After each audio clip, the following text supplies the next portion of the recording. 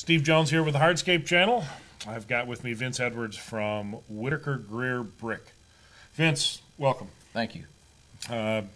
We're still here at the School for Advanced Segmental Paving in Franksville, Wisconsin. And Vince was sent here by Whitacre Greer to as part of his immersion training for joining the sales and customer service team at Whitacre Greer. Vince, tell me a little bit more about this this process that they've been kind of dipping you in. Well, it started off. They brought me in midway through January. Kind of started me off with a couple conventions, meeting the other salesmen, seeing the other products that are available for hardscapes, concrete pavers, clay pavers, different applications that they can be applied in, both vehicular and then residential, patios, sidewalks, those type of things. Permeable pavers, permeable applications. They then sent me with our outside salesman who lives in Manhattan and covers the East Coast. I flew into Baltimore. He picked me up. We went up through Baltimore and D.C. So were you visiting projects, or were you visiting both. Architects, engineers? We visited projects that our pavers were used for or spec'd for. That way, you know, they're always going to be Whitacre Greer. They're really big on universities. Once a university specs our paver, they can guarantee that it's going to be, you know, roughly within, you know, enough that the normal eye maybe not see a color variation, because our pavers don't fade; they're color fast. So we meet our distributors. That way, when they call, I'll get to know. I saw them face to face once. That way, when they call me, I'll know who I'm talking to. They also then gave me the concerns that they have when they call, like, you know, maybe not being able to get a hold of anybody right away, not getting sample requests fast enough. You know, that way they can give it to an architect who can then possibly get it spec'd on a project. Sure. I do know that permeable pavers are being a big push in the East Coast, especially New York and New Jersey, where they're having a lot of EPA issues with runoff.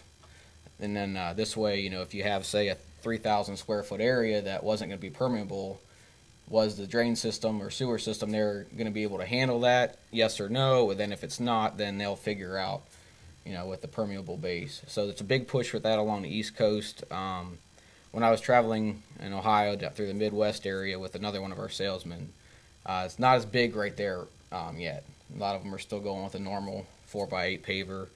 We have boardwalk pavers, which are anywhere from 2 1/4 up to 3-inch paver by 9-inch. So learning the material is a big thing. We're also one of the main fire brick distributors for the United States, and we range in size from you know, pretty much splits all the way up to full, like, 9-inch. So nobody understands that because we don't deal with we're hardscape. Hardscape. Well, no, they will. They will.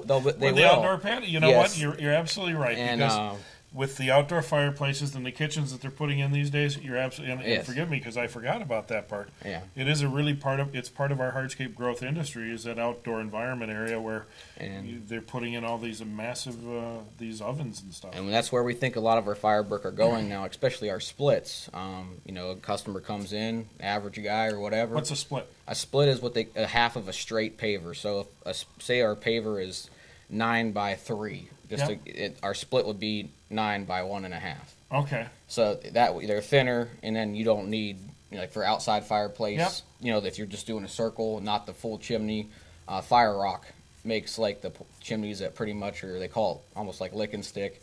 You put the heat stop or refractory mortar in that, and then a guy can just go ahead and put it together, and then you have like a mason then if you want to have like a brick outside to it. But pretty much the guts of it all comes on a skid to your doorstep, and then you can put it all together. Very interesting. And Whitacre Greer, what's the website for your company? It's Whitacre. It's www.wgpaver.com for Whitacre Greer, or you can just Google search Whitacre Greer. And we are actually in the process of updating our website. Okay. To make it more user friendly for both the homeowner and contractors. There's tech specs on there. The ASTM standards are on there. Tests that we've done for compaction tests up to 10,000 pounds or whatever that your job calls for, depending on the thickness of our pavers. Sure. So our vehiculars are 2 3/4.